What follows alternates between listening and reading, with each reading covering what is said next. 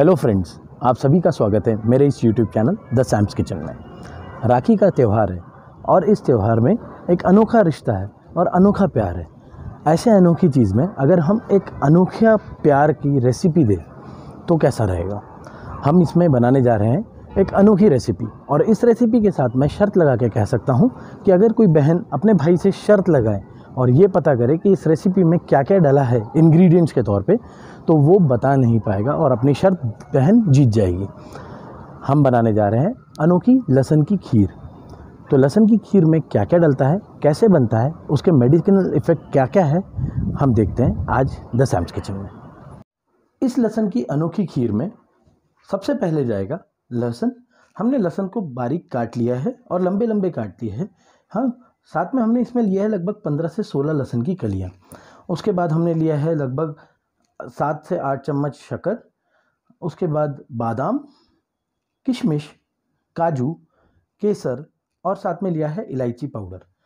उसके अलावा हमने लिया है मिठाई मेट और साथ में हमने लिया है विनेगर और हमको लगेगा लगभग 1.5 लीटर दूध।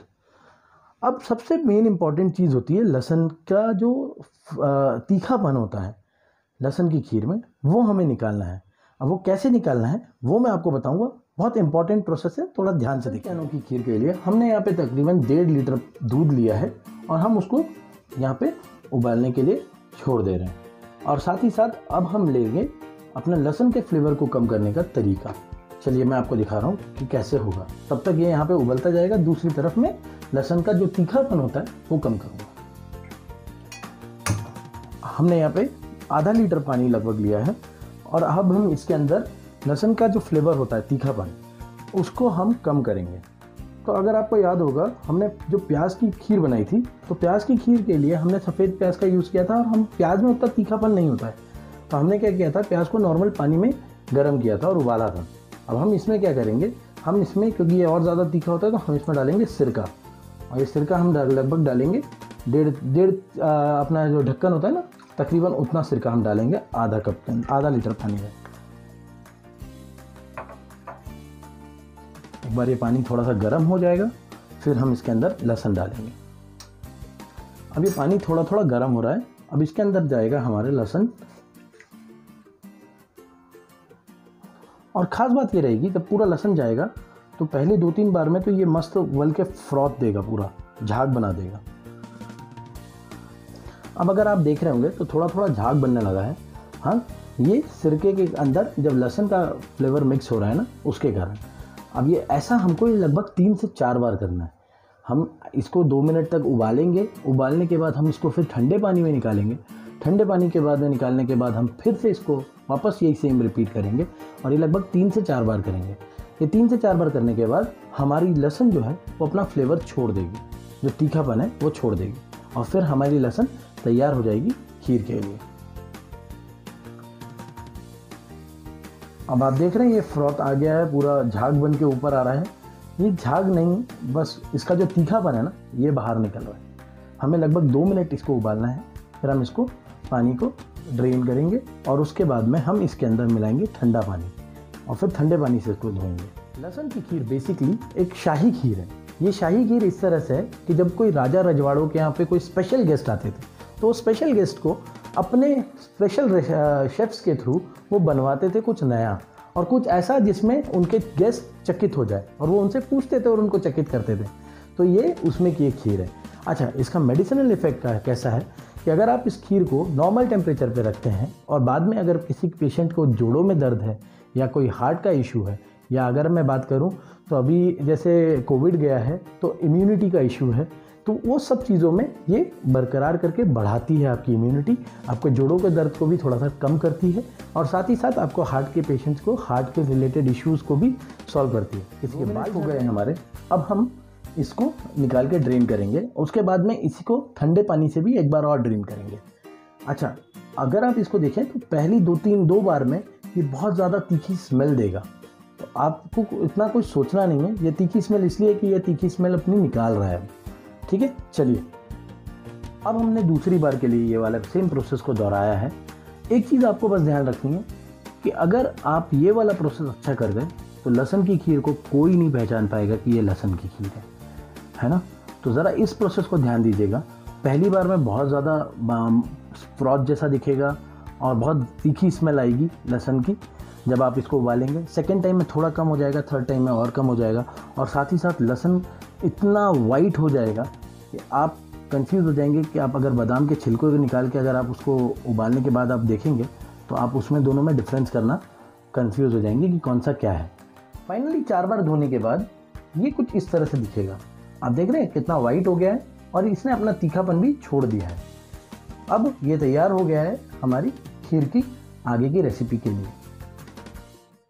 अब हम जो साइड में दूध रखे थे और उसको उबालने के लिए रखे थे, अगर आप देख रहे हैं कि दूध उबल के आधा लगभग हो गया है और इसकी मलाई की परत भी निकल रही है, तो हम इस मलाई की परत को इसी के अंदर छोड़ते जाएंगे और ये और ज़्यादा गाढ़ा होता जाएगा। अब इसी के साथ अब इस दूध के अंदर हम डालेंगे कंडेंस मिल्क थोड़ा सा और शक्कर। चलिए मैं आगे बता रहा हूँ।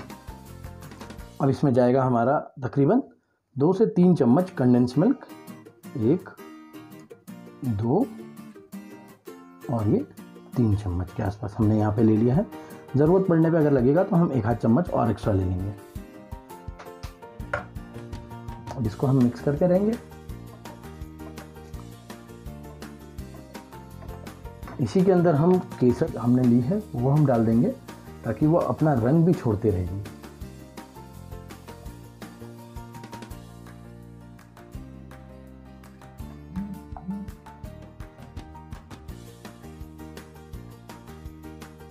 अब समय आ गया है इलायची पाउडर के जाने का।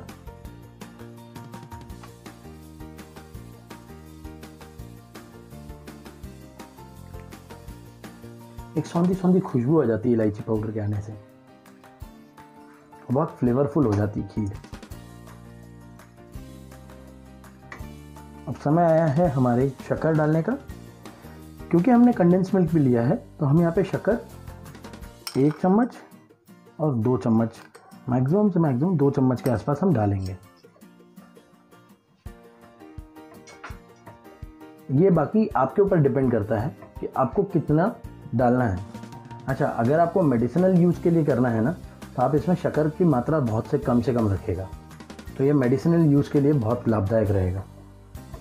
अब आप देख रहे हैं केसर ने अपना रंग छोड़ना चालू कर दिया है और साथ ही साथ शक्कर भी घुल गई है। अब समय आ गया है इसमें जाने का हमारे लहसुन का। ये लहसुन की हमने कलियां इसमें मिला दी।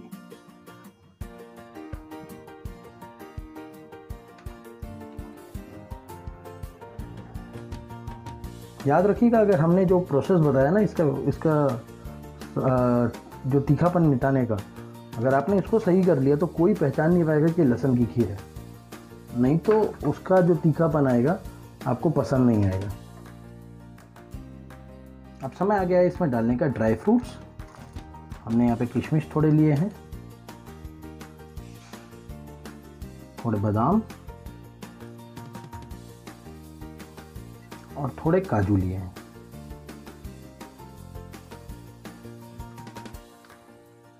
अब इसको हम उबलने देंगे।